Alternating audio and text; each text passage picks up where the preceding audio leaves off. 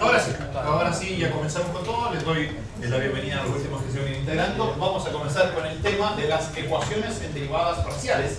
Tema que está relacionado, es el tercer gran tema del curso, pero este tercer gran tema está muy relacionado con las series de Fourier. Las series de Fourier que vimos hasta la clase pasada son una de las grandes herramientas que sirven para resolver ecuaciones en derivadas parciales. La otra gran herramienta que sirve para resolver ecuaciones en derivadas parciales es la transformada de Fourier. Hay dos grandes herramientas, la serie de Fourier y la transformada de Fourier. La serie de Fourier las vimos la semana pasada y son materias que vamos a controlar en el control 3 de cálculo avanzado. Las ecuaciones derivadas parciales, vamos a ver esta semana la primera parte de las ecuaciones, donde la gran herramienta va a ser la serie de Fourier, y eso completa el tema que va, todos los tópicos que vamos a controlar en el control 3 de la próxima semana. La próxima semana vamos a ver la transformada de Fourier y después la subsiguiente veremos las ecuaciones que se resuelven gracias a la transformada de Fourier. Y ahí completamos más temas. No sé si alguna parte la ponemos en el post control o la tiramos directamente al examen. Eso depende de cómo nos vayan pasando los plazos durante toda esta cosa. Ese es el gran plan. Entonces, semana de las ecuaciones, primera parte de ecuaciones derivadas parciales. Ahora, puedo decir como una introducción que las ecuaciones son ecuaciones. Son ecuaciones, ¿cierto? Esas son ecuaciones, donde la incógnita es una función. La incógnita, ¿qué es lo que hay que encontrar? Hay que encontrar una función. La incógnita es una función. Igual que en EDEMO, ¿se acuerdan del curso del semestre pasado? También la incógnita era una función. Pero ¿cuál es la diferencia con las ecuaciones diferenciales ordinarias? Bueno, la diferencia es que ahora la función es una función de varias variables. El semestre pasado en ecuaciones diferenciales ordinarias, la función era una función de una variable. Y por eso es que la ecuación aparecía la función y sus derivadas, las derivadas ordinarias, las derivadas típicas. En estas ecuaciones aparece la función y sus derivadas parciales. Entonces, son ecuaciones donde la incógnita es una función, típicamente voy a decir que es una función u de varias variables.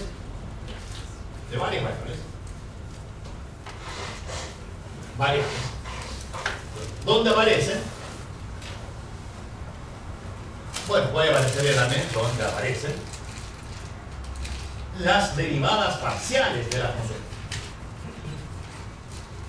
Entonces, la pregunta es, ¿qué función tiene una cierta propiedad? Las derivadas parciales de...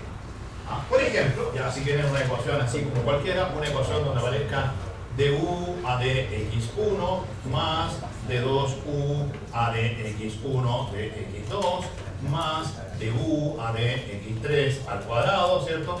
Igual f de x1, x2, x3, donde f es un tanto. Entonces, ¿cuál es la incógnita? Aquí la función es u, una función que vive en R3 a valores n. Función de tres variables a n. Esa es la gran incógnita. ¿Qué función u de tres variables satisface la ecuación? Su derivada respecto a la primera, más la segunda derivada de u con respecto a la primera y la segunda, más la derivada de la u con respecto a la tercera al cuadrado, igual a una f. Meter una f y resuelve esa ecuación. Ya, eso es en principio una ecuación en derivadas parciales. Sin embargo, hay dos grandes líneas de las ecuaciones diferenciales. Aquí los matemáticos nos dividimos en dos grandes grupos. Entonces, dos líneas matemáticas.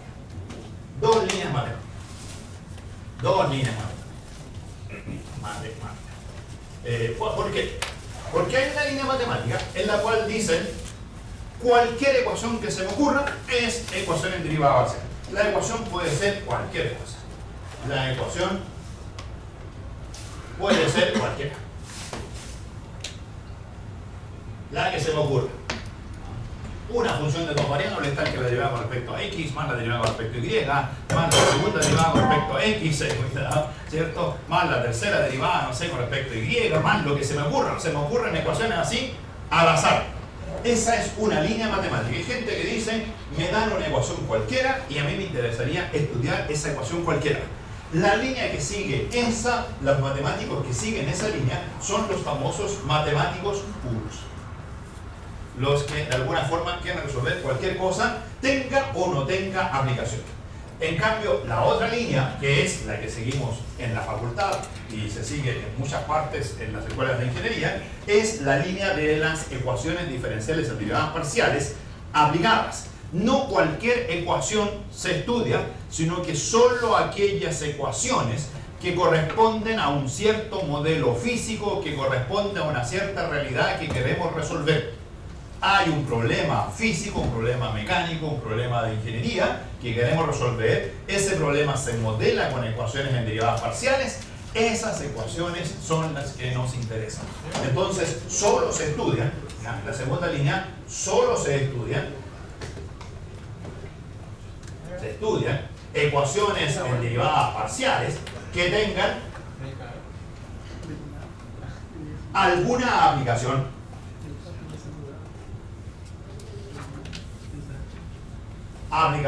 Ahora, las aplicaciones pueden venir de la ingeniería, de todas esas partes, pero en general lo que uno hace en ingeniería es, casi todos los problemas uno los mira desde el punto de vista físico, ¿cierto? Entonces me dice que tengan alguna aplicación física. Normalmente las cosas son mecanismos que se mueven, son cosas que se calientan, las variables son el movimiento, las variables son la temperatura, no sé, puede ser que la variable sea la entropía, o sea, cosas que tengan que ver con la ingeniería. Yo estoy moviendo cosas, yo estoy, no sé, estudiando terremotos, estoy estudiando las estructuras, estoy estudiando los fluidos, los canales, estoy estudiando distintas cosas de la ingeniería que se modelan con ecuaciones en derivadas parciales. Esas ecuaciones me interesan. Ahora, ¿quiénes viven en este mundo? En este mundo viven lo que se llaman matemáticos aplicados. Existen dos grandes líneas en matemáticas, las matemáticas puras, las matemáticas aplicadas. En ambos casos se estudian las ecuaciones en derivadas parciales. Los matemáticos puros se caracterizan por estudiar ecuaciones, muchos dicen, inservibles. Sin importar cuál sea la importancia de esa ecuación, los matemáticos aplicados dicen, antes de estudiar una ecuación, dime si esa ecuación va a servir de algo, porque hay que dedicar una cantidad de esfuerzo terrible. Hay gente que se pasa la vida estudiando ecuaciones y quiere terminar su vida diciendo, resolví algo que tiene alguna aplicación. O sea, no resolví algo que algún día se me puso la incógnita, ¿cuál será la función que cumple esta ecuación? Oye, ¿por qué esa ecuación? No sé, porque se me ocurrió. Ya, hay gente que piensa de esa forma. Ahora, es la línea que separa las aplicaciones de la teoría, es un poco fina y de hecho a veces se mueve. Hay un ejemplo en la historia bien clásico que son las cónicas. Las cónicas fueron inventadas en la edad, los griegos trabajaron con las cónicas, pero durante todos los tiempos de los griegos, las cónicas fueron consideradas matemática pura, matemática inservible. Las cónicas no tenían aplicaciones.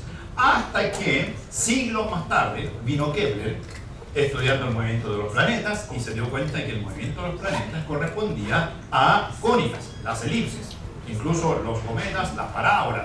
O sea, las soluciones de las ecuaciones de los movimientos de los sistemas planetarios correspondían a estas cónicas.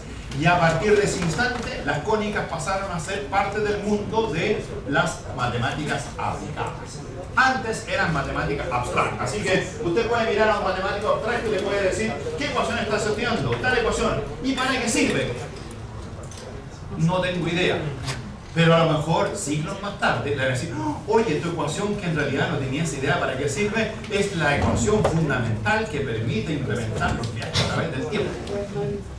Se fijan, en 500 años más tarde uno a lo mejor puede demostrar que eso tiene solución. Ya, por el momento no estamos tan lejos, así que nos vamos a dedicar a esta CDP que tiene la aplicación. Ahora, dentro de esas hay tres ecuaciones que son demasiado importantes. Hay tres ecuaciones, las más importantes de todas. Tres ecuaciones importantes.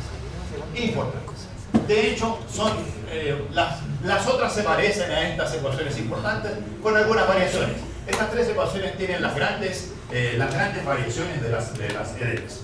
La primera ecuación importante es la ecuación de Laplace. La que dice buscar una función tal que su laplaciano sea 0. Esta es la famosa ecuación de Laplace. ¿La has visto en alguna parte?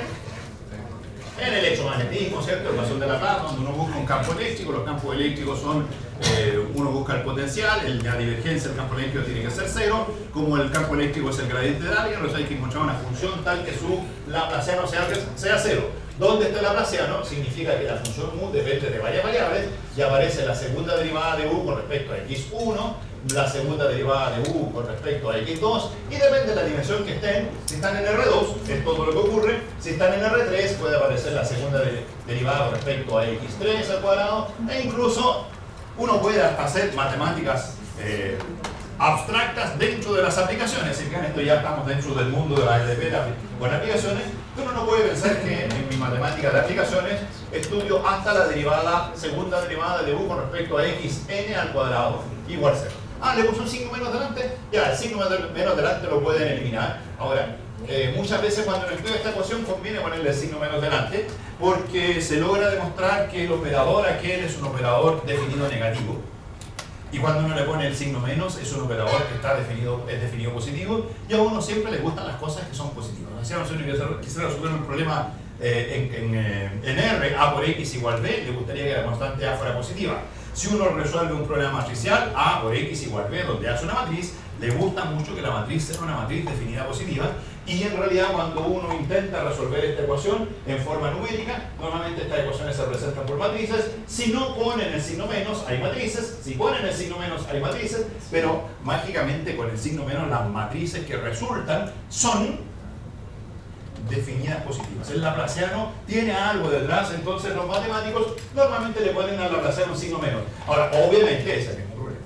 Obviamente es el mismo problema. Que tenga el signo más o tenga el signo menos, la solución va a ser la misma. La misma cosa. Ahora, asociada a la ecuación de Laplace, si quieren, también está la ecuación de Poisson, menos el laplaciano de u igual ρ, donde tienen un lado derecho distinto de 0. Esta es como la misma de arriba, pero no es homogénea, ¿cierto? Esta es la ecuación de Poisson. Ahí tiene. Primer modelo. Ahora, esta ecuación, la de Laplace y la de Poisson, donde aparece el laplaciano, donde aparecen puras derivadas de segundo orden, y esas derivadas de segundo orden todas están sumadas, de alguna forma tiene una cierta equivalencia con la ecuación de una elipse. Donde la ecuación de la elipse, ¿se acuerdan ustedes? Aparece x cuadrado partido por a cuadrado, y cuadrado partido por b cuadrado, z cuadrado partido por c cuadrado y puras sumas de cosas positivas al cuadrado. Aquí hay sumas de derivadas de segundo orden al cuadrado. Entonces, las ecuaciones que se parecen a esta ecuación, de hecho la ecuación de Laplace y la de Poisson, son ecuaciones que se suelen llamar ecuaciones elípticas. Estas ecuaciones corresponden a la familia de las ecuaciones elípticas. Ahora, la razón de eso es cuando uno estudia sus soluciones, las soluciones tienen propiedades interesantes y de alguna forma la positividad entrega condiciones interesantes. De hecho, por esa razón es menos, para que en realidad, si uno lo escribe en forma matricial discretizada, las matrices las pueden diagonalizar. Cuando ustedes diagonalizan una matriz, aparecen detrás las elipses. ¿Se acuerdan? Calcular valores vectores propios, esas cosas que hacen en álgebra lineal. Y si todos los valores propios son positivos es porque la matriz es definida positiva y la forma cuadrática asociada a la matriz es como una elipsoide. Entonces, de por ahí está un poco la idea de por qué se llaman ecuaciones elípticas. Es la primera ecuación típica que uno debería conocer y ojalá saber resolver en algunos casos. Segunda ecuación típica, la ecuación de u de t menos laplaciano de u igual c. Esa de ahí es la famosa ecuación del calor.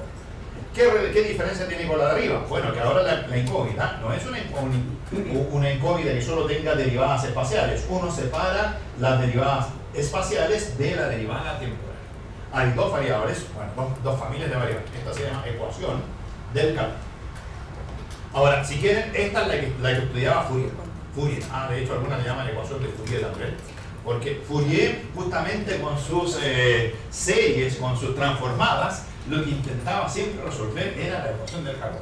Fourier era experto en el calor. De hecho, hay una ley de calor, no sé si han escuchado, que dice que el flujo de calor es proporcional al gradiente de la temperatura.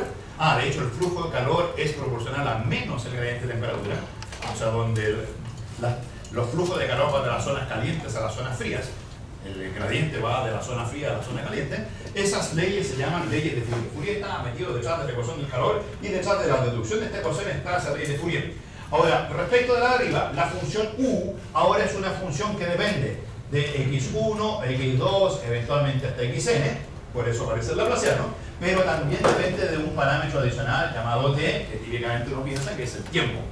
Entonces, la función no solo depende de las variables espaciales, sino que depende de la variable temporal. Y si miran las variables espaciales, en las variables espaciales hay derivadas de segundo orden porque está el laplaciano de arriba.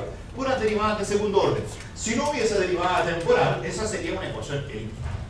Puras cosas cuadráticas. Pero como hay una derivada temporal y la derivada temporal tiene el signo contrario de la derivada espacial, entonces aquí esta ecuación tiene un carácter un poco distinto y en esta nomenclatura se llama ecuación parabólica. Es una ecuación parabólica.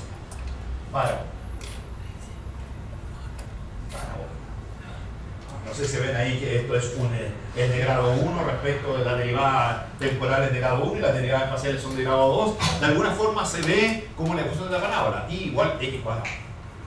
Y igual x cuadrado. De hecho puede pasar la ecuación del otro lado y queda el despeje completo. Y la tercera ecuación clásica es la famosa ecuación de ondas. Esa la han visto también, supongo, que es la ecuación de 2u a de t2 menos o más. Bueno, aquí pueden haber constantes, constantes que uno la puede poner. Laplaciano de u igual 0. Esta es la famosa ecuación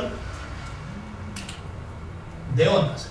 Ahora, es importante el signo, porque si el signo fuese más, esta función u que depende de x1, x2 hasta xn, donde aparece su laplaciano, y también depende de t, digamos que es el tiempo, si aquí hubiera un signo más, sería como una especie de laplaciano aumentado, ¿se fijan? Sería como segundas derivadas con respecto a x1, x2, x3 sumadas, y a esa además le sumarían la segunda derivada con respecto al tiempo, y sería una especie de ecuación tipo laplaciano como del primer orden en Rn más 1. Pero como hay un signo más y signos menos, hay un comportamiento bien distinto, la parte temporal y la parte espacial. Aquí no se ve la ecuación de la elipse, se ven cosas cuadráticas, unas con signo más, otras con signo menos.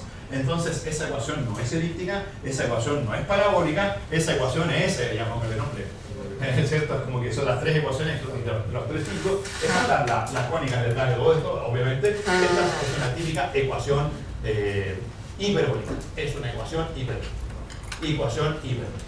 Ahora, muchas veces las otras ecuaciones se pueden clasificar en estos tipos hiperbólicas.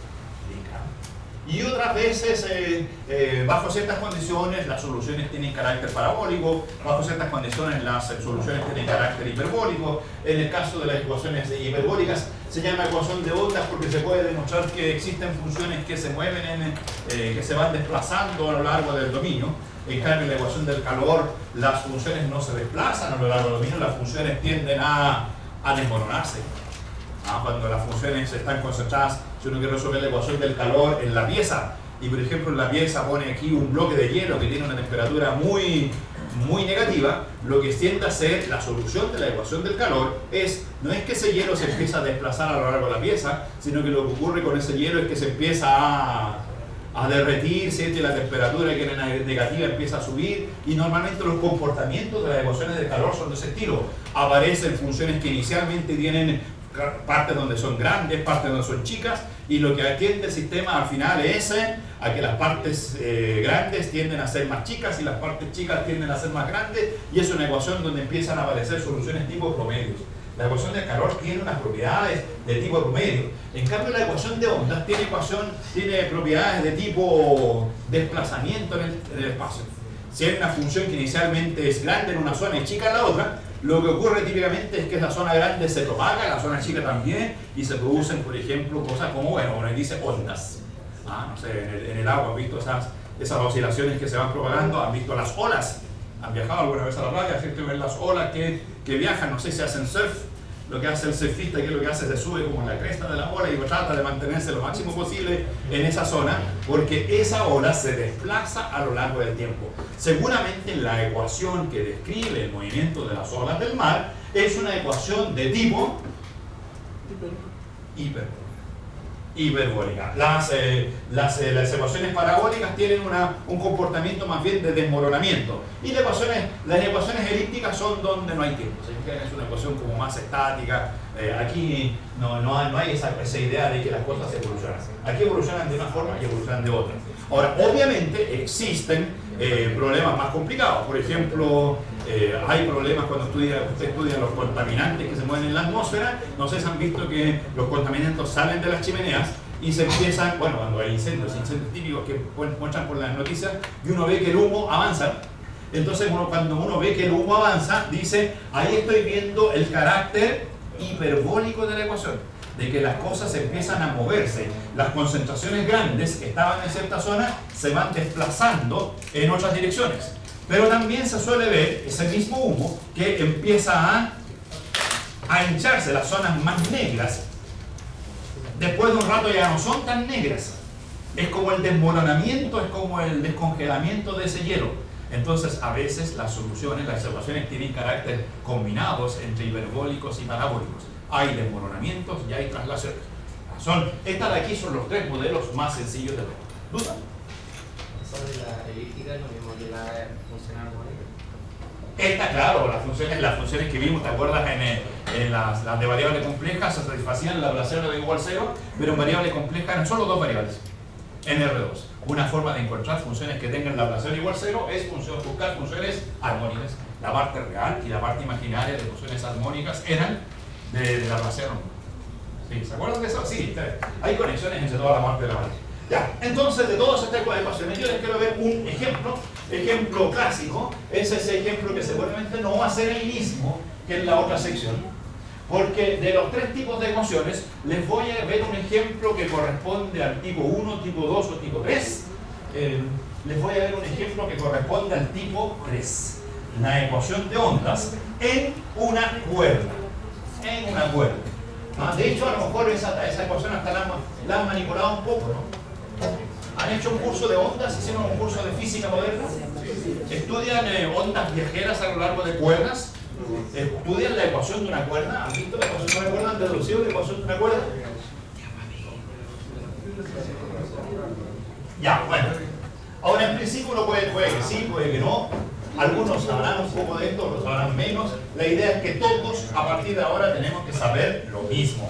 Todos tenemos que llegar al mismo nivel, y es conocer el primer método de resolución para ecuaciones en derivadas parciales, que les voy a presentar después de encontrar el modelo. A ver si logro borrar todo esto. Ya, entonces, ejemplo modelo. Ejemplo. Es la cuerda micro. La cuerda micro. Entonces, ¿cuál es la idea? Tengo una cuerda que tiene dos extremos, extremo 1, extremo 2, problema agotado, donde el extremo inicial es x igual 0, el extremo final es x igual x. Aquí le pongo la relación redondita. Redondita. ¿Se acuerdan del Capí partido por L? ¿Se acuerdan del Capí partido por L? Ya, entonces, ¿qué le usaban ahí? ¿L redondita o L recta? La redondita, ya usamos la misma de la serie de Fourier. Entonces, miren, tengo una cuerda que está amarrada entre el extremo x igual 0, x igual x. Es una cuerda homogénea. Cuerda homogénea.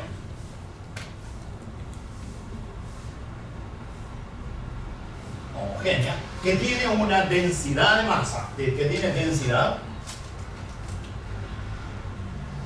ρ, que se mide en kilogramos por metro.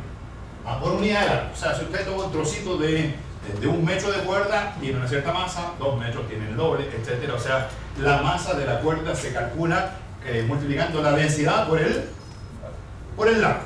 Esa es una cuerda homogénea y que está amarrada entre los extremos inicial y final, sometida a una tensión. Entonces está sometida a una tensión. En los bordes hay una tensión. La tensión no sé cuánto vale, ya vamos a decir este tipo de cosas, cuando hay que ver cuál es el diagrama cuerpo libre. Y la idea es que esta cuerda, cada uno de esos puntos, ese es el punto que está en X, ese es otro punto, todos estos puntos pueden desplazarse en forma perpendicular a la cuerda. Yo puedo mover mi cuerda en sentido perpendicular.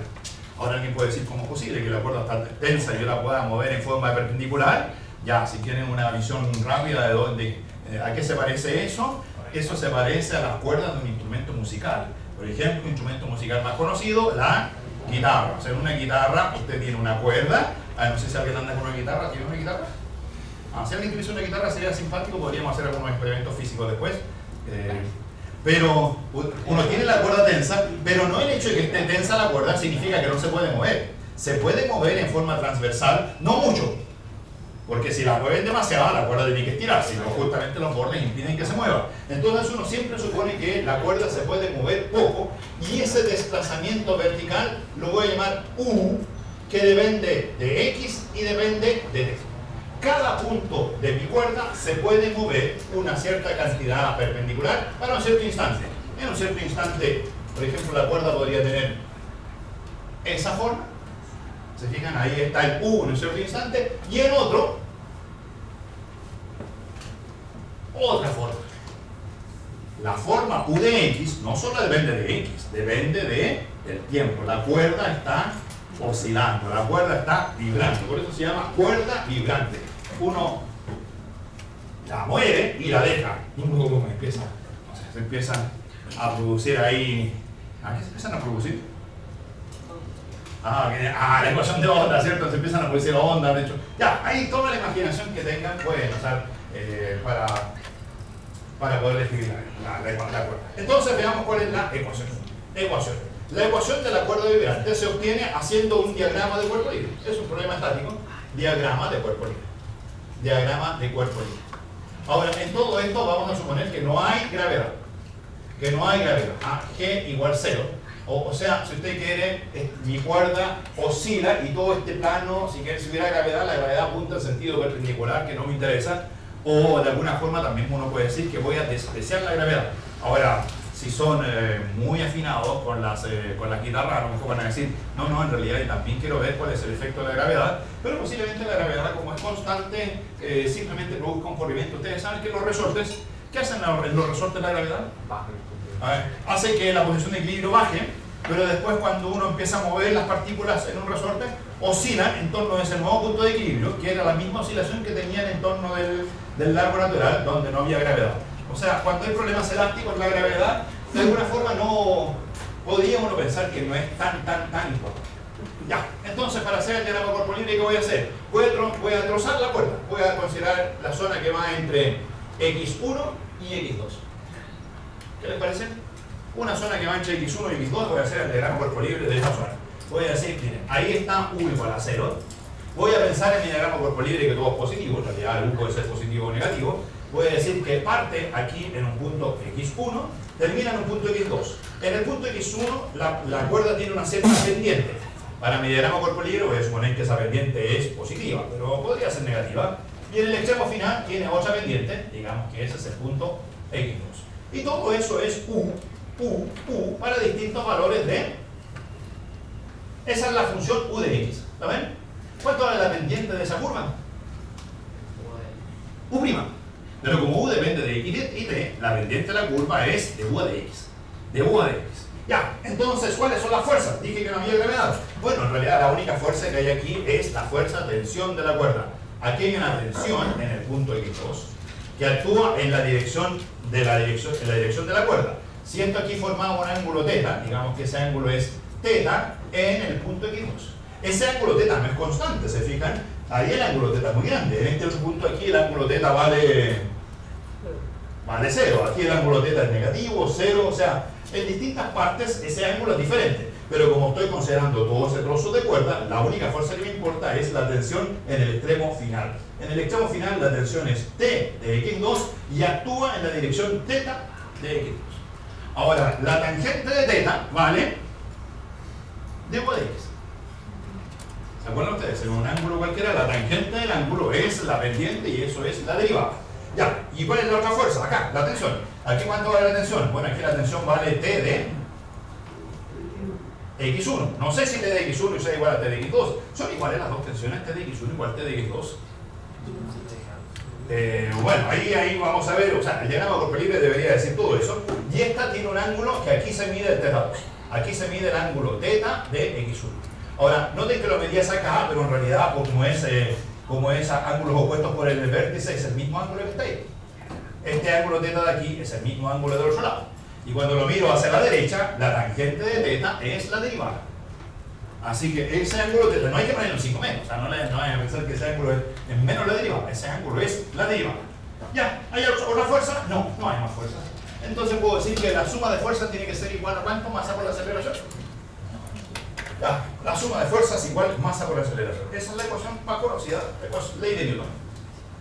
Diagrama cuerpo libre, las únicas fuerzas son esas, masa por aceleración. Pregunta, mientras forro, ¿cómo se mueve la cuerda? Pensemos en la aceleración. ¿Hacia dónde va la aceleración? Entonces, lo que dije al principio es que de alguna forma voy a pensar que la cuerda, cada punto solo se mueve en forma perpendicular a la cuerda, a la posición inicial. Así que cada punto tiene una velocidad vertical, y si me pregunto cuál es la aceleración es vertical. Cada punto es vertical, pero son muchos puntos. Lo que tengo que hacer es sumar todas las masas por todas las aceleraciones, y como se trata de una cosa continua, en realidad esa suma no es suma, esa suma es una. En lugar de decir que sumo las masas de todas las partículas por las aceleraciones de todas las partículas, tengo que pensar en que aquí las partículas están uniformemente distribuidas a lo largo de la cuerda, por lo tanto la sumatoria se transforma en integral. Es la integral entre x1 y x2 de los dm por aceleración. Los dm por aceleración. Ya, entonces voy a poner aquí inmediatamente mis ecuaciones. Entonces, ecuación. Entonces ustedes saben, F igual m por a. Esa es la gran la ecuación. Entonces la voy a escribir en dos componentes. Primero en la dirección horizontal. Horizontal. ¿Cuáles son las fuerzas horizontales?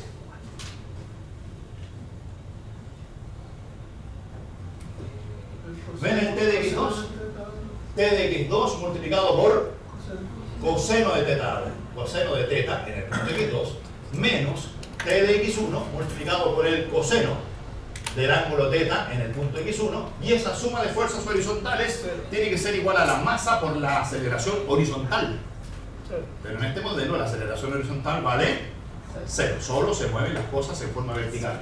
Así que eso igual 0, y ahí inmediatamente puedo responder a la pregunta, ¿es la tensión constante?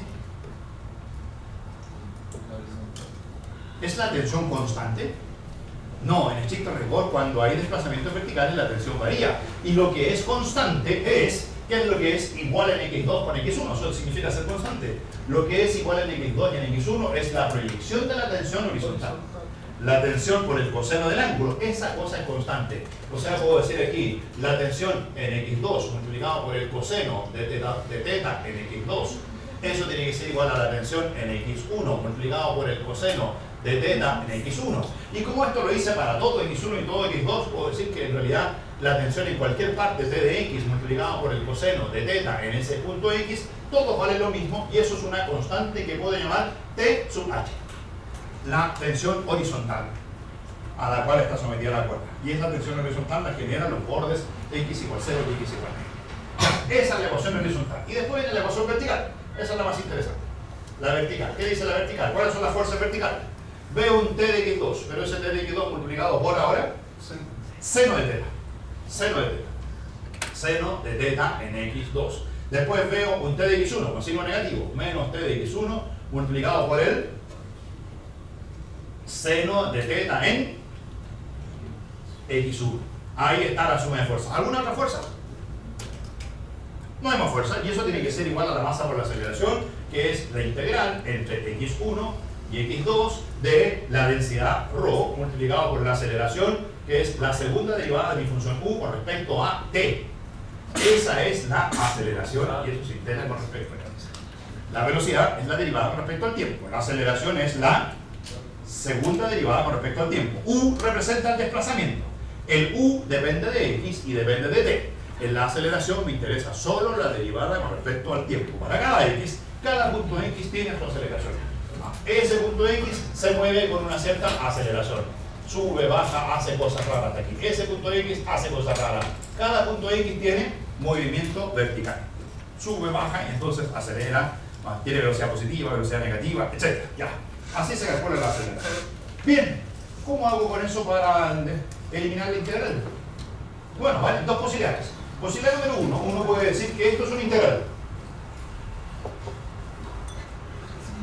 Uno puede decir, esa cosa es una integral. Hay dos grandes caminos. Posibilidad número uno, decir que eso es una integral. O posibilidad número dos, para eliminar la integral puedo derivar. Decir que eso es válido para todo x1, para todo x2, esto es válido para todo x1 y para todo x2. Entonces, si quieren el x1, déjenlo constante y muevan solo el x2. Así que deriven con respecto a x2. Deriven con respecto a x2. De a de x2. Si deriven con respecto a x2, ¿qué pasa aquí? Ah, bueno, este término de aquí se mueve. ¡Pum! Esto de aquí queda solamente la derivada integral es el integrando evaluado en x2. ¿Cierto? Es el integrando evaluado en x2. O sea, ρ multiplicado por d2 a de t2 evaluado en el punto x2. Ya, y la derivada de este. Ahora, para derivar este conviene a lo mejor usar la ecuación de arriba. Es decir que, bueno, primero t2 era h por coseno de θ. Así que este factorcito de aquí puedo repasar. T de x2 es la tensión horizontal partido por el coseno de θ2. O sea, esto de aquí es la tensión horizontal multiplicado por el seno partido por el coseno. O sea, la tangente de θ en x2.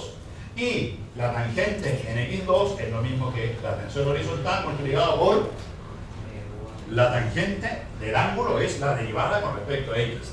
De u a de x en el punto t, x2. Ahí está. Ya, entonces derivemos. Entonces pongamos aquí, derivando, se obtiene lo siguiente. Derivando. Al lado derecho, ya me dijeron, se obtiene simplemente ρ por d2u a de t2 en el punto t, x. x2 si quieren, la voy a poner. Y la derivada aquí al lado izquierdo es la derivada de eso. Como t sub h era una constante, queda simplemente t sub h por la segunda derivada de u con respecto a x. ¿Ven? Ahí aparece el laplaciano de 2u a de x2 en el punto t, x2, x2. Pero como eso es válido para todo x2, uno puede decir, entonces ahora el x2 simplemente lo transformo en x y digo que allí está la famosa ecuación de derivadas parciales, de cómo vibra. ¿Ven ahí el comportamiento parecido a las ecuaciones que les mostré al principio? Es elíptica, parabólica o hiperbólica. Aparecen puras segundas derivadas, pero si usted escribe todo del mismo lado, el signo de la derivada parcial con respecto a x y el signo de la derivada parcial con respecto a t son... si lo escribe todo al mismo lado, es igual. Ven aquí un signo positivo, aquí positivo, pero si este lo pasan del otro lado queda signo positivo y el otro queda con signo negativo. Es una ecuación hiperbólica, Entonces, por esa razón, claro, esta es la ecuación de ondas. Ahora, quedó contaminada por unas constantes. Las constantes T sub h, tensión, la constante densidad. Entonces, si quieren la voy a escribir despejada. Típicamente uno despeja el de u a de t.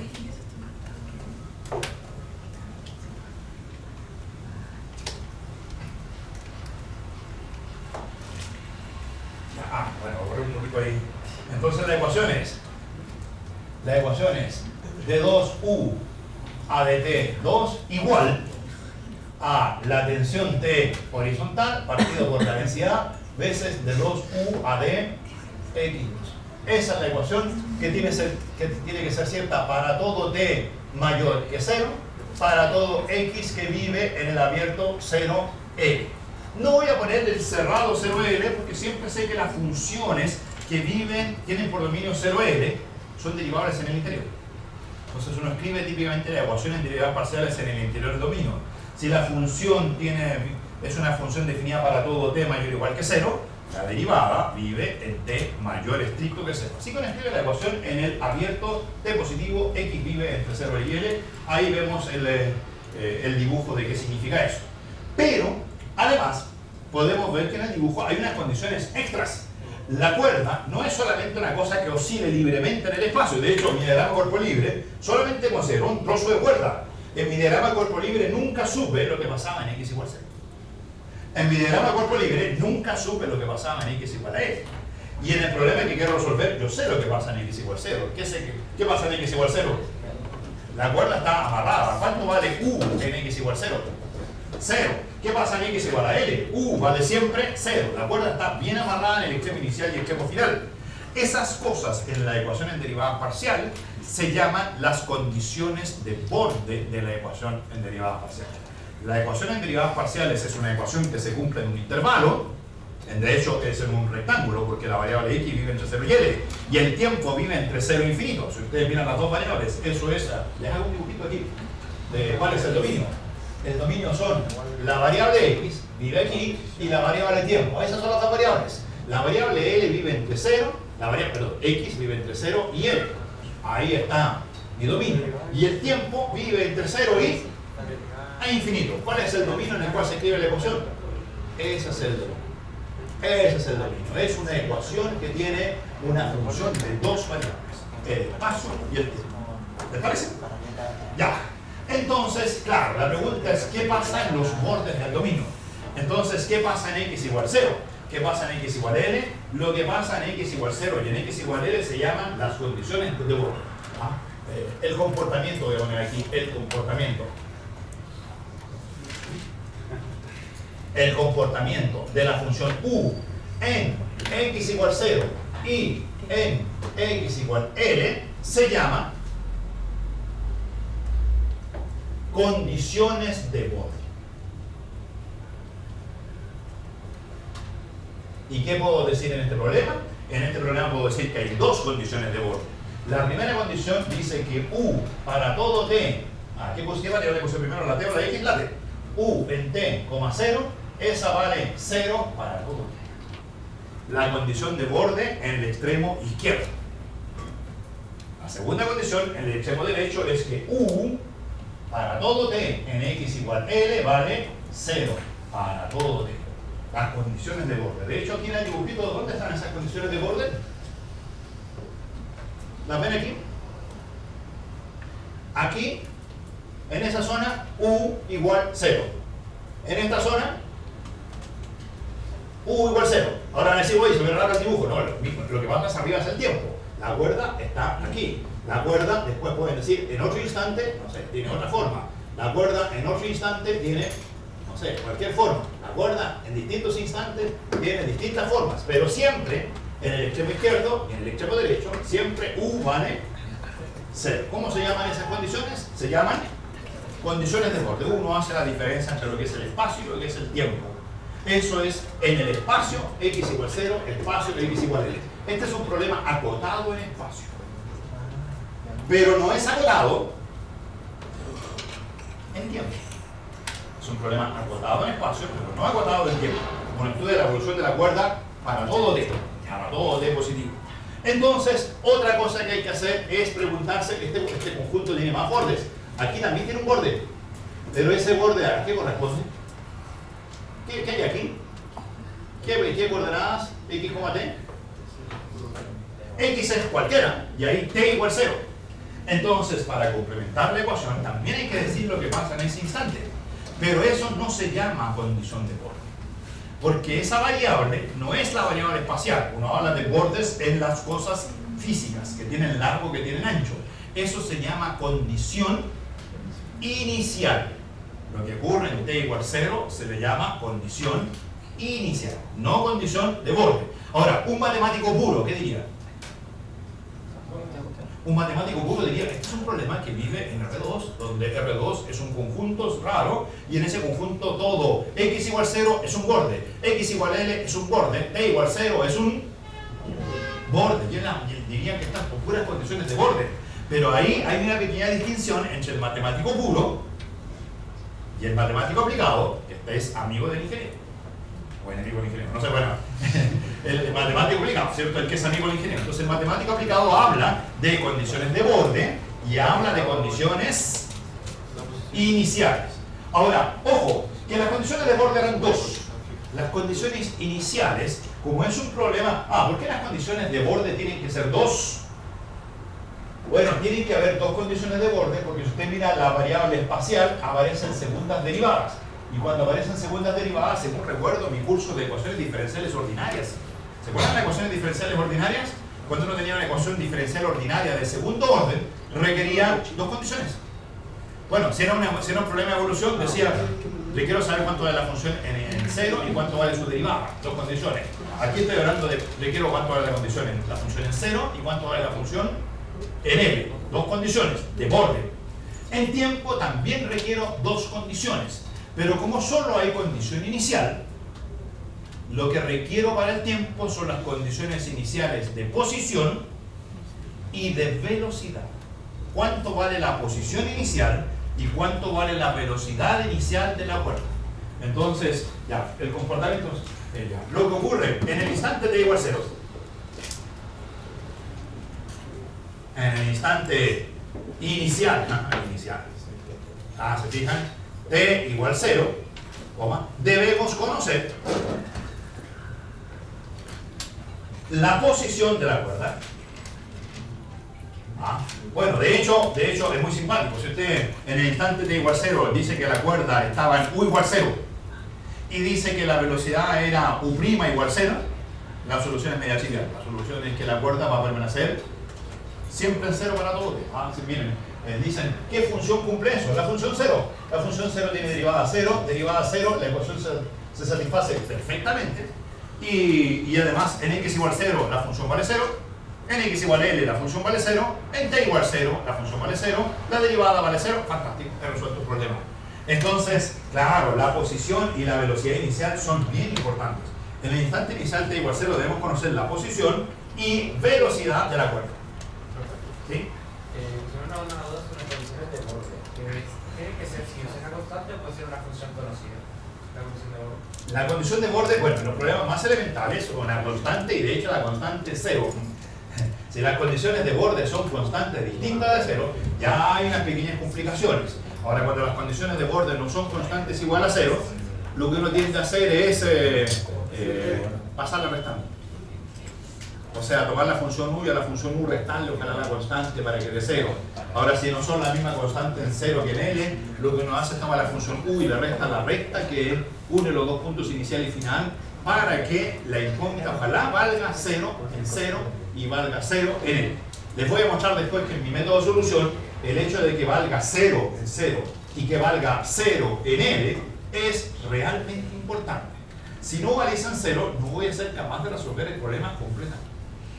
Y voy a tener que buscar alguna astucia. Las astucias son normalmente hacer cambios de variable.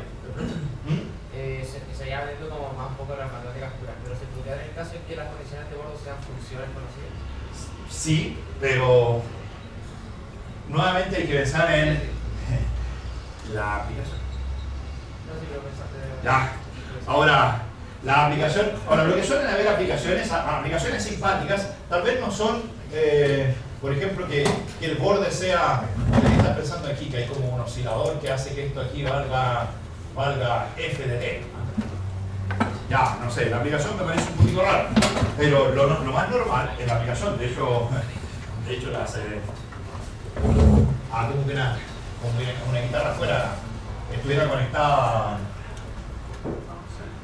Bueno, no sé, entonces, miren, hay una condición que se pelea en el mercado con la condición u igual 0, que es permitir al extremo final oscilar, pero manteniendo la tensión, porque es súper importante la tensión horizontal. Si no hay tensión horizontal también se me desarma el problema. Entonces uno imagina que en el extremo final la cuerda tiene una argollita y puede oscilar en un riel vertical, de tal forma que el desplazamiento vertical podría ser distinto de 0, pero si el riel está bien aceitado, eso exige que por sumatoria de fuerzas la tensión en ese punto tiene que ser horizontal. Y si la tensión en ese punto ha de ser horizontal, en ese caso la condición U igual 0 en L se puede reemplazar por la condición de U a de X igual 0. Ese problema es bastante más interesante que otro. De hecho, matemáticamente es muy fácil resolver el problema U igual 0 y también es fácil resolver el problema de U a de X igual a 0. Y geométricamente tiene un significado. Esa ahí como que le podría dar una explicación, una aplicación, ¿cierto? Entonces, esta condición y esa se pelean en el mercado. Ahora, también podría ocurrir que la condición inicial en el extremo inicial fuese de U a de X en 0 fuera 0. Ya, eso tal vez no me gusta tanto, porque eso podría ocurrir. Hay una solución inmediatamente parásita que se mete en el problema y es que la cuerda podría desplazarse verticalmente en forma como sólido rígido y no sé bien qué pasaría en ese caso, pero son condiciones alternativas. El U igual F, más raro, pero el U igual 0 me gusta y la derivada igual 0 también me gusta. Ahora, aquí hay dos grandes autores que estudian estos dos tipos de condiciones. De hecho, solo se los dije, se los puedo decir al tiro. Estas condiciones de acá, cuando uno sabe que en los bordes la función vale 0, o ya, también podría uno hasta aceptar que la función es conocida, constante, o podría, si tiene buena suerte, considerar el caso que dices tú de función con dato o variable. Esas condiciones las estudió el matemático Dirichlet y se suelen llamar condiciones de Dirichlet. Ahí tienen varias condiciones, Dirichlet o Dirichlet. Las dos pronunciaciones son aceptadas. Cuando no se sabe que la función vale 0, pero se sabe que sus derivadas de primer orden valen 0, esas de ahí fueron estudiadas por el matemático Neumann. Se llaman condiciones de borde de tipo Neumann. Así. No estoy seguro si es una N o dos N, ¿sabes? Creo que es una, pero no lo he visto con dos N. No es como arriba. Neumann. Entonces, a veces uno puede combinar las condiciones de Dirichlet con las condiciones de Neumann. En este ejercicio que yo les quiero mostrar hoy día, que es nuestro primer problema, vamos a considerar solo la condición de Dirichlet. O sea, condiciones U igual 0 en los bordes. Ya, ¿y en qué estaban? En las condiciones iniciales. Entonces hay que conocer cuánto vale la posición y la velocidad inicial. Lo que vamos a suponer es lo siguiente. Vamos a suponer que U en t igual 0 para todo x es una función conocida de x. O sea, inicialmente, para que esto no tenga la solución trivial, ¿qué es lo que hizo alguien con mi cuerda de la guitarra? Le desplazaron su centro. Típicamente lo que uno hace al tocar una guitarra, aunque sea como... aunque sea con los pies, digamos, sin necesidad de hacer todas las posturas y hacer mucha música, simplemente agarran la guitarra y pum, pum, pum. Entonces, lo primero que uno se le ocurre con la guitarra es poner su dedito aquí y desplazar la cuerda. Hace eso, ¿o no? Agarra la cuerda y la saca de su posición de equilibrio. Digamos que la condición inicial es un triángulo. Y después de eso, ¿qué hace? La suelta. Ese triángulo es la condición inicial de la cuerda. Esa función U sub 0 de x es la forma que yo le di a la cuerda en el instante inicial. Yo la agarré, la tiré de su centro y la tiré. Ahora, puede ser un triángulo centrado en el origen, centrado, puede ser un triángulo, no sé, un poquito más allá. Distintas funciones, a que se les ocurra. E incluso si tienen más paciencia podrían decir que la condición inicial es... o sea, agarran dos puntos de la cuerda y las giran con dos dedos en sentido distintos y dicen ¡tom! La sueltan. ¿Qué le pasa a la cuerda? La condición inicial es una función conocida de x. Y también necesito la velocidad inicial, así que necesito saber cuánto vale de U a de t en el instante inicial para todo x. Y lo que voy a suponer aquí es que esa derivada inicial vale 0.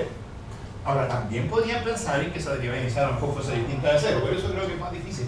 ¿No? ¿Qué tendría que hacer con la cuerda para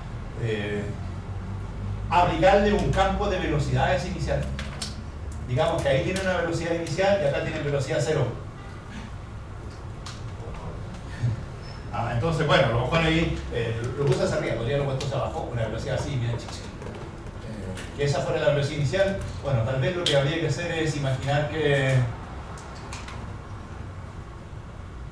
le pego a una zona de la cuerda. Ustedes saben que las percusiones, cuando uno le pega a las partículas que le imprime inicialmente, les imprime una velocidad inicial sin que cambien su posición. Entonces están las partículas de cuerda en forma horizontal y ustedes le pegan una zona, de tal forma que esa zona tenga una velocidad inicial sin que tenga desplazamiento inicial. Ya, ese es un problema alternativo, pero yo voy a suponer en este ejercicio, primer ejercicio, que esa velocidad vale 0. Ya, entonces el desafío ahora es resolver esta ecuación. Esta ecuación la vamos a resolver. Y para resolverla vamos a usar el método número 1, que está muy asociado a lo que hicimos en la semana pasada. Si todo esto está apuntando a lo de la semana pasada. ¿Qué hicimos la semana pasada? Series de Fourier. Entonces, bueno, el método no se llama método de la serie de Fourier, Las series de Fourier resultan al final del método, pero están íntimamente asociadas. Cuando uno aplica este método, como que sabe que en algún instante las series de Fourier tienen que aparecer. En algún instante van a aparecer. El método se llama método de separación de variables. Usaremos el método de separación de variables. Método de separación de variables. ¿Qué es un ingenio que a alguien se le ocurrió? No sabemos a quién.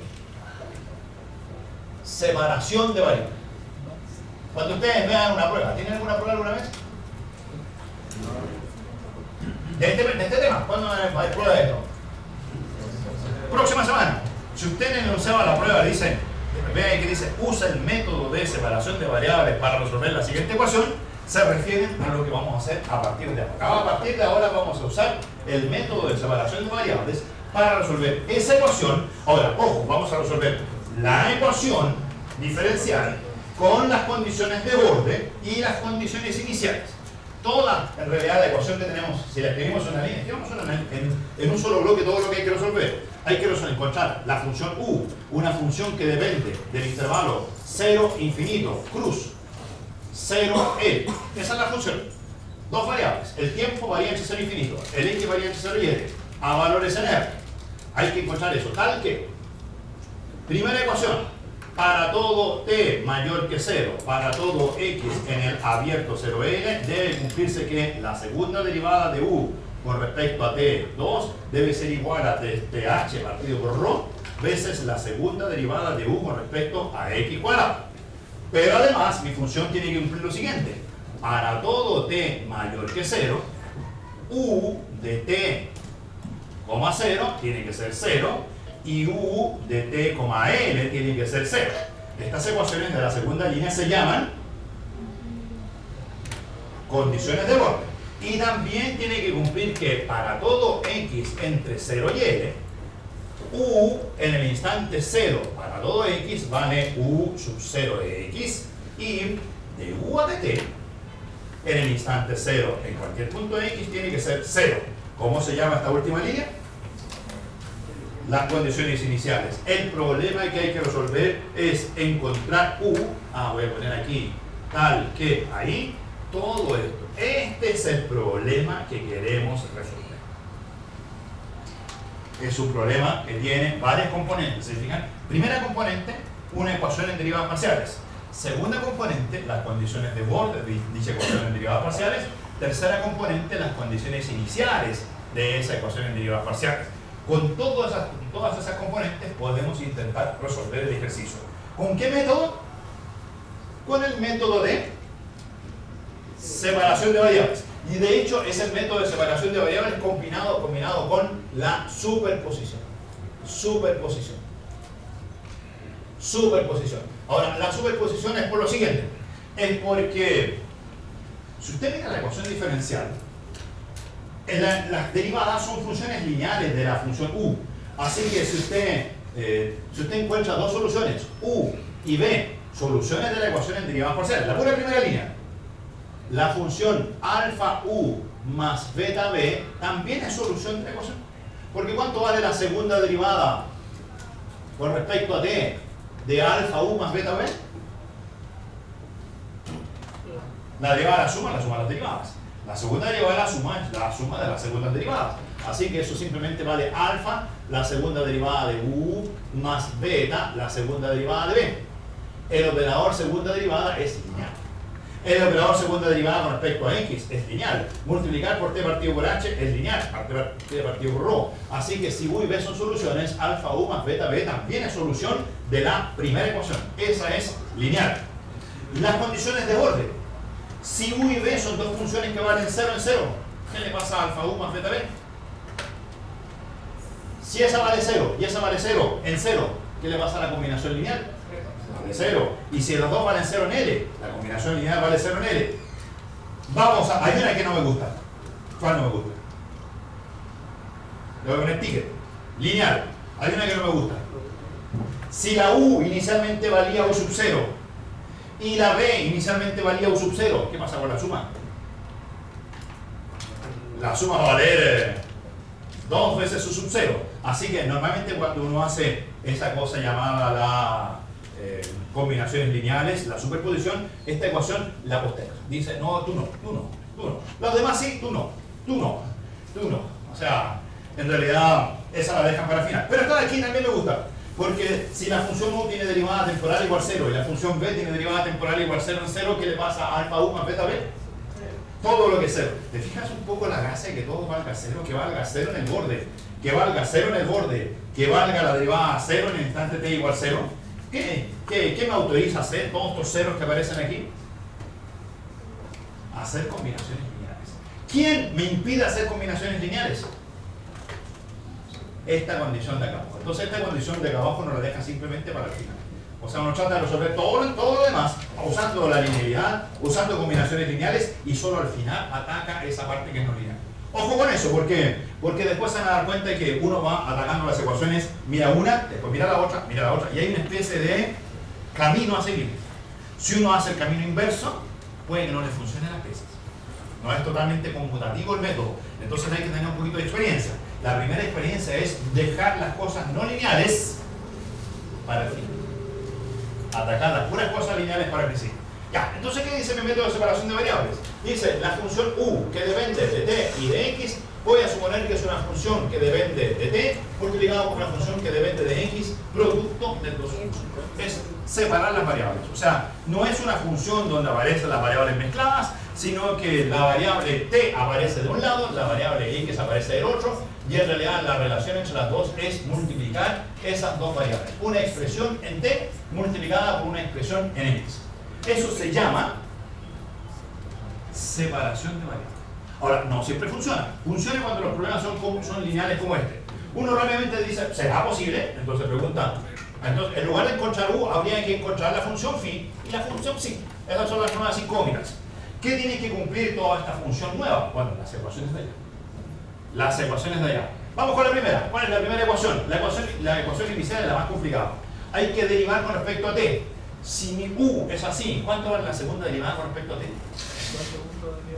Simplemente la derivada de la función psi multiplicada por la función phi. Entonces queda psi segunda de t multiplicado por phi de x. Eso tiene que ser igual a ¿cuánto? Según la ecuación del lado donde está allá. Era t sub 0 partido por rho. Veces, ¿qué debo hacer ahora? Calcular la segunda derivada con respecto a x de esta función u. Pero si esta función es así, ¿qué significa derivar con respecto a x? Solamente la función phi. O sea, queda multiplicado por la psi de t por phi segunda de x. Lo que hay que hacer es buscar dos funciones, una psi, una phi, una que depende del tiempo, otra que depende de x, tal que esa igualdad sea cierta para quién, para todo t mayor que 0 y para todo l entre, no para todo l, para todo, ayúdame, x entre 0, ¿cierto? Dos variables. Ya, entonces, la separación de variables, ahí está la primera etapa. La segunda etapa no es muy, bueno. Voy a dividir. Voy a pasar dividiendo términos, los términos que me molestan. Pero en esa división siempre uno se pregunta, ¿y qué pasa si esas expresiones, ustedes saben, dividir siempre, ¿qué pasa si esas expresiones fueran 0? Ya, bueno, si esas expresiones fueran 0, parece que se terminó la hora, ¿o no? No, o sea, no lo deja pendiente, se fija, no. No se ha terminado la hora. Entonces, miren, voy a suponer que son distintas de 0, voy a ver a qué ecuación se llega, y si después tenemos tiempo les voy a mostrar cómo se puede llegar a la misma ecuación sin hacer divisiones. Porque cuando uno hace divisiones, como que uno dice, estoy perdiendo soluciones. ¿Cierto? O sea, típicamente cuando resuelvo ecuaciones, dividir, uno pierde soluciones. Entonces aquí voy a dividir. Ahora, ¿por cuánto voy a dividir? Voy a dividir por la función psi de t y voy a dividir por la función phi de x. ¿Por qué? Porque cuando uno divide por psi de t y phi de x, miren la magia que ocurre. Dividamos, así, a tontas y a locas. Y digamos que eso es equivalente o no equivalente. Ya, ahí le voy a poner una interrogación, porque me da pena. ¿Qué me da pena ahí? El 0, ¿cierto? O sea, ya, pero dividamos porque todo el mundo lo hace acá. Sí, segunda. Después, si usted está en la prueba, ¿qué tiene que hacer? Divida. Ahora después puede, de hecho, uno lo que puede hacer es dividir, ver qué se obtiene, Y cuando tenga el resultado puede volver sobre la ecuación de arriba a ver si es que realmente encontraron soluciones de esa ecuación. Pero si uno va a estar dividiendo, este se fue hacia allá. Este de acá volvió y se juntó con ese. Y quedó esa expresión que es mi función psi, que depende del tiempo, segunda derivada de ella, dividido por ella misma. O sea, quedó una especie de función nueva del tiempo. Esa función nueva del tiempo. Igual, del lado derecho quedó la constante t sub 0, la constante ρ, y quedó la función phi segunda de x partido por phi de x. Que también es una función, pero la que está al lado derecho es una función de x. Entonces, ¿cómo es posible que una función que depende solo de t sea igual a otra función que depende solo de x? O sea, una función que depende solo de t significa que me paro aquí y se mueve ahí. Una función que solo depende del tiempo. Una función que solo depende de x significa que me paro ahí y está ahí. Entonces, ¿cómo es posible que esta función que depende solo de t sea igual a la función que depende solo de x? Ah, de hecho, si uno la mira como función de t, es igual a la función de x en un punto. Entonces uno puede decir, ah, como esto tiene que ser válido para todo x y para todo t, ustedes pueden decir, tomemos x igual 1 medio, o l medios. Si usted pone x igual a l medios, eso es una constante. Y resulta que mi función phi de t, este cociente tiene que ser el mismo para todo t. Si usted lo ve al revés y dice ahora, aquí en t pongamos t igual 8, esta cosa tiene un cierto valor. Y resulta que ese valor para 8 es el mismo que está al lado derecho para todo x. O sea, esta función como función de x tiene que ser constante. O sea, esta función tiene que ser constante como tiempo, función del tiempo, o sea, tiene que ser constante como función de x. Así que en realidad uno dice, la única posibilidad para que una función que depende solo de t sea igual a una función que depende solo de x, donde t y x son variables independientes, es que ambas funciones sean constantes. Ahora, ¿cuánto vale la constante? La constante, póngale el nombre que quiera, digamos que la constante la voy a llamar lambda. Entonces, existe una constante lambda en R, tal que phi segunda partido por phi es igual a lambda, psi segunda partido por psi segunda, y esta phi segunda de x partido por phi de x es igual a lambda por rho partido por t0. Dos ecuaciones. De ahí salen dos ecuaciones, una para psi y otra para phi. Entonces, dos ecuaciones y diferenciales ordinarias. El método de separación de variables transforma la ecuación en derivadas parciales en múltiples ecuaciones diferenciales ordinarias. Primera cosa interesante. ¿Lo ven? ¿Se enredaron? O sea, puedo decir que eso significa que psi segunda de t es igual a lambda veces psi de t para todo t mayor que 0. ¿Se fijan? Existe un lambda, a ver que eso es cierto.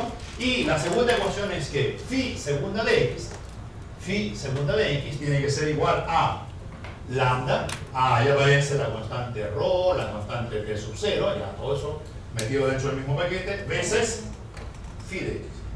¿Está bien? No me equivoqué. Y eso es válido para todo x entre 0 y entre 0. Dos ecuaciones diferenciales ordinarias, una para phi y otra para psi. Una para la parte espacial y otra para la parte temporal. Entonces, ahora lo que sigue es resolver ecuaciones diferenciales ordinarias. Salvo que, como son ecuaciones diferenciales ordinarias de segundo orden, ¿se acuerdan de la de segundo orden? Hay distintos tipos de soluciones dependiendo de... Hay unas constantes ahí que aparecen. La constante lambda depende un poco del signo de la constante lambda. ¿Se acuerdan de las E2 ordinarias? Ahora, hay que resolver las dos. ¿Cuál de las dos resuelvo primero? Aquella a la que no le quiero sacar... Hay una que le quería sacar el quita. ¿Cuál le quería sacar el quita? ¿Cuál se llama? Que había una que me asusta. Hay una que me asusta. ¿Cuál me asusta? Tiempo. Esa que dice que en t igual 0 la función tiene que ser u sub 0. Porque esa, claro, si ustedes miran aquí y dicen en t igual t sub 0 que la phi de 0 y por phi de x igual u sub 0, como que me limita demasiado mi phi de x. Entonces, esa le hago el quite. Y esa está asociada a la ecuación temporal. Entonces, lo primero que voy a hacer es resolver la ecuación espacial. La primera ecuación que se resuelve es la espacial. Porque esa ecuación espacial tiene dos condiciones bien simpáticas. La función que ando buscando tiene que valer 0 en 0 y tiene que valer 0 en L. 0 en 0 y 0 en L. ¿Te parece? Dos condiciones. Ven las condiciones de borde. Ya. Entonces, ayuda. Recuerda. ¿Cómo se resuelve esta ecuación? Phi segunda de X. ¿Cómo lo hacían así? Pasaban restando menos lambda rho partido por T sub 0 por phi de X igual 0. Ya. Entonces, solución. Primera solución. Parte espacial. Bueno, parte espacial. Ya. ¿La saben resolver esa? Sí. O si quieren la escribo así. Y segunda menos lambda rho partido por T sub 0 y igual 0. Una ecuación diferencial lineal de segundo orden. Fácil. Bueno.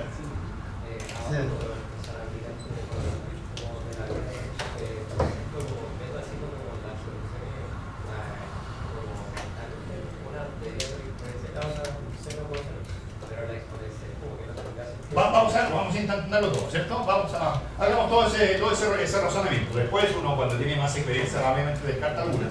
Entonces aquí, ustedes saben, estas ecuaciones de segundo orden o son exponenciales o son trigonométricas o polinómicas. Exponencial, trigonométricas o polinomios. ¿Polinomios? ¿Cuántos son polinomios? Cuando lambda igual 0. Cuando lambda igual 0, segunda derivada igual 0. ¿Qué significa segunda derivada igual 0?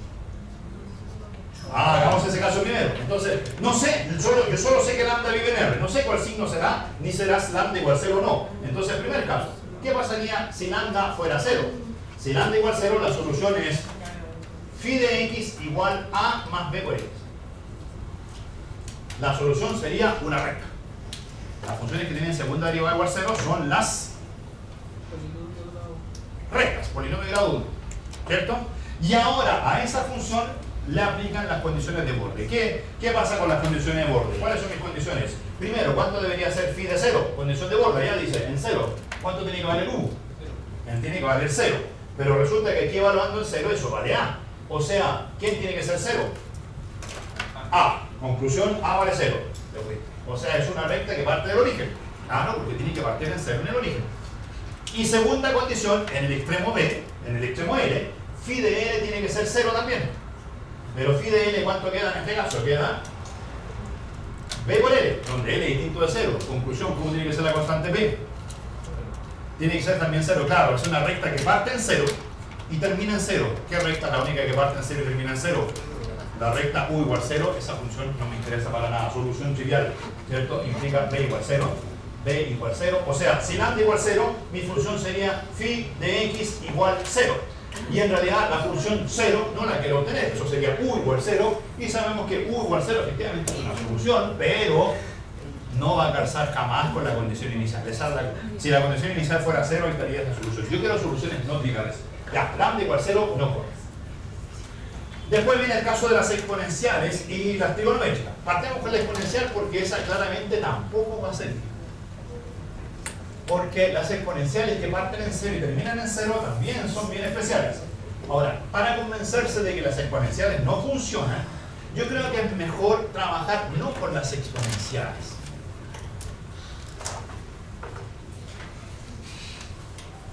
No con las exponenciales.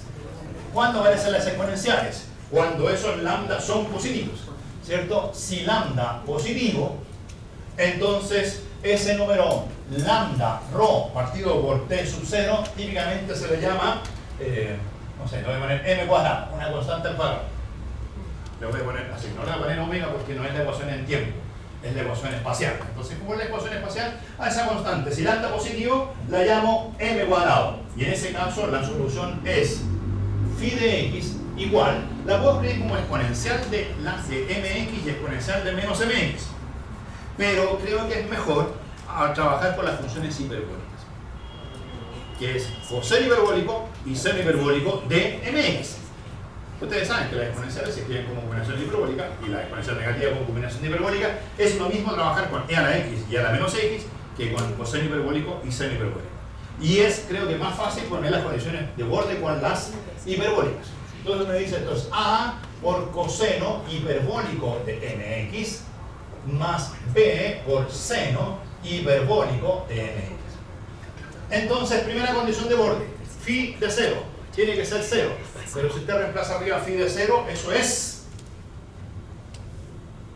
bueno, sabiendo algo de las funciones hiperbólicas. Si no saben nada de las funciones hiperbólicas, ahí vuelvan a las exponenciales. En las exponenciales les quedaría a más b igual 0. Pero en las hiperbólicas queda al tiro a igual 0. ¿Cierto? Porque las hiperbólicas, ¿cierto? Seno de 0 vale 0, coseno de 0 vale 1, así que esta expresión es exactamente a. Conclusión, a vale 0, tú te mueres. O sea, la función es solo b por seno hiperbólico de mx. Y viene la segunda condición de borde, que dice que phi de L también tiene que ser 0. Pero phi de L es b por seno hiperbólico de ml, donde m positivo, donde L positivo. Entonces, pregunta, ¿cómo es posible que el seno hiperbólico sea 0?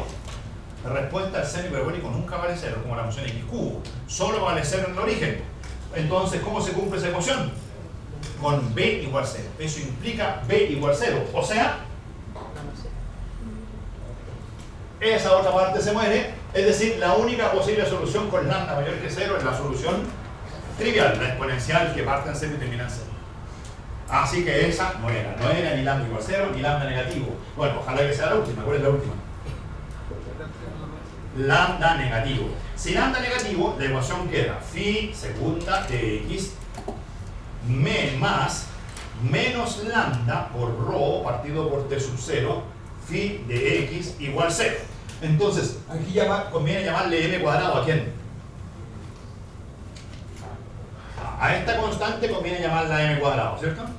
O sea, digo m cuadrado igual menos lambda rho partido por t sub 0, porque lambda es negativo. Ahora, si uno tuviera un buen ojo, podría haber dicho al principio, para evitar este menos aquí, podría haber dicho de la ecuación del final de la pizarra 1, haber dicho esa constante, en lugar de llamarla lambda, convenía llamarla menos lambda, para que aquí no hubiese quedado el signo menos. Pero da lo mismo, lambda es un real, menos lambda es un real. Como lambda es negativo, menos lambda es positivo, ya todo eso funciona bien. ¿Y cuál es la solución de esa? Bueno, phi de x ahora son las trigonométricas. Es a coseno de mx más b seno de mx. ¿Cierto? ¿Cierto? Ese omega. Ahora, típicamente cuando resolvían esta ecuación, a esta constante le llamaban omega cuadrado, ¿no? Ahora, yo no la quise llamar omega cuadrado porque no es la ecuación temporal. Para que no aparezca omega, porque si yo la llamara omega cuadrado, aquí quedaría omega por x. Pero omega por x, si quiero darle un significado físico, geométrico, como estoy pensando en la guitarra omega tiene un significado importante. Omega va a ser... omega va a ser la... ¿cierto? Algo así como la frecuencia asociada al tiempo, no asociado al espacio. Entonces en el espacio me inventé una variable que llamé m cuadrado. Que no es la frecuencia, es una cosa espacial. Ya, vamos a las condiciones de borde. ¿Cuánto vale phi de 0? Phi de 0 tiene que ser 0, pero aquí reemplazando el 0, igual que las hiperbólicas. De hecho, la hiperbólica aquí son como las mismas trigonométricas. En 0 el seno vale 0, el coseno vale 1, o sea queda a. Conclusión, se muere el coseno. Queda solo el seno. Y después, segunda condición, phi de L igual 0. Pero phi de L vale b por seno de ml. Ya, b por seno de ml. Voy a seguir aquí para no borrar las ecuaciones. ¿Qué les parece esa ecuación? ¿Cómo es posible que b por seno de ml valga 0? Bueno, nuevamente, alternativa 1, b igual 0. En cuyo caso todo vale 0 y se terminó, nos vamos para la casa, no hay soluciones. Pero no es la única posibilidad. ¿Cuál es la otra posibilidad? Que el seno valga 0. Y para que el seno valga 0, requeriría que este ml valga... entonces bastaría con que ml fuese... ahora como m es positivo, l es positivo, voy a decir que ml tiene que ser nb. nb. Con n igual 0 tampoco me sirve, porque para n igual 0... quedaría todo 0. Entonces, pues, lo interesante sería que fuese np con n mayor o igual que 1, con n mayor o igual que 1. O sea que la constante m fuese np partido por n. Y con eso, resulta que hemos encontrado una primera solución interesante al problema. La solución... no hay una solución. ¿Cuántas soluciones encontramos? ¿Cuánto vale la n? Entonces, miren, la función phi de x que hemos encontrado, phi de x es el a o b B. B veces seno de, ¿cuánto? M. ¿Quién es M? N pi partido por L. Y eso hay que multiplicarlo por X. O sea, queda seno de N pi X partido por L. Pregúntame, ¿esto es en otra parte? Seno de N pi X partido por L.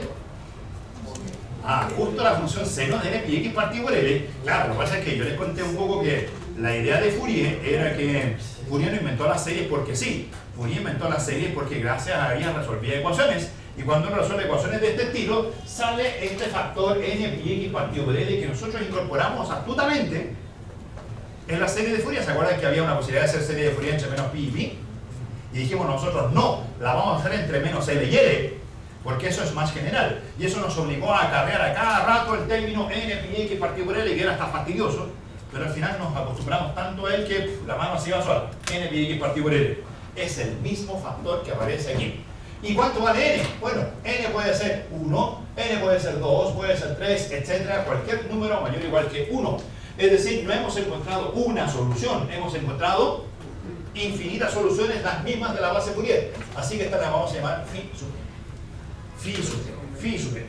Ya, esa es la solución espacial. ¿Cuál es la solución temporal? Vamos ahora al temporal. Ah, el temporal no me gusta porque hay algo que no se puede hacer superposición. ¿Por qué me gusta la superposición? Porque dado que aquí hemos encontrado muchas soluciones, la solución para n igual 1 es una solución. Para n igual 2 es solución. Para n igual 3 es solución. ¿Qué es lo que me dan ganas al tiro de hacer?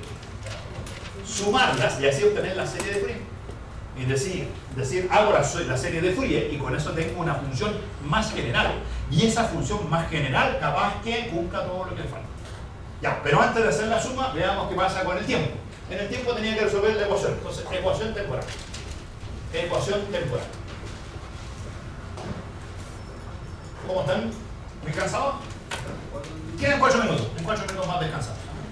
Ya. Bueno, y terminamos cuando. Bueno, si nos falta tiempo lo hacemos mañana. Si segunda de t igual lambda. Ah, ¿cuánto valía lambda? Ahora sé cuánto vale lambda.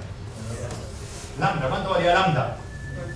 Ah, lambda era. Aquí lo tengo. Lambda era. Ahora dejen, lambda era menos m cuadrado de sub 0 partido por rho. Y m cuadrado era n pi partido por l. Ya, o sea, lambda vale menos. Ya, al menos me acuerdo. Después, el m cuadrado es n pi partido por l. N pi partido por l al cuadrado. Y eso multiplicado por t sub 0 partido por rho. T sub 0 partido por rho.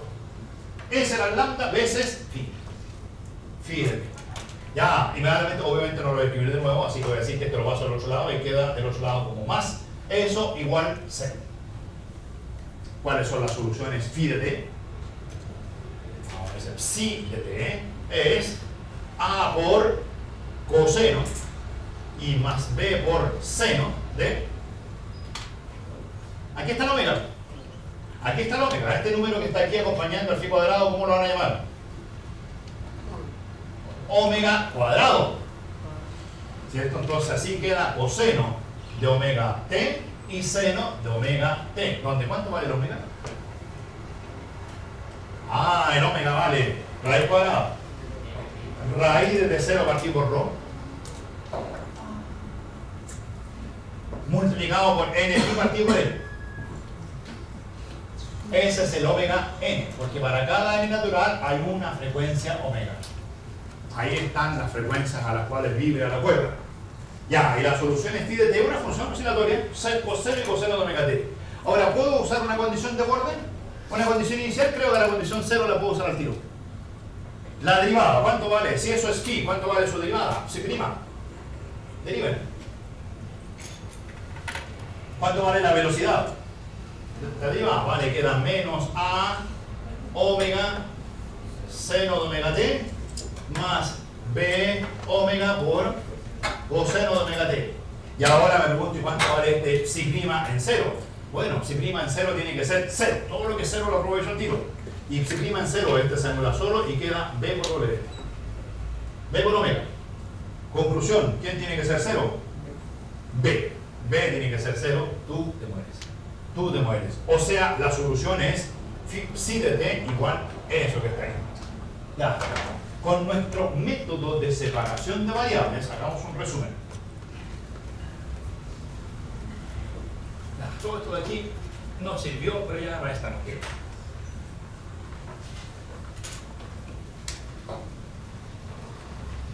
¿Cuál es la función u que hemos encontrado? Hemos encontrado muchas funciones u. U que depende de t y de x. Era el producto de las dos. La función del tiempo es a coseno de omega t. A coseno de omega t. Y el omega es un omega sub n de t. Multiplicado por phi de x, que era b por seno de n pi x partido por n.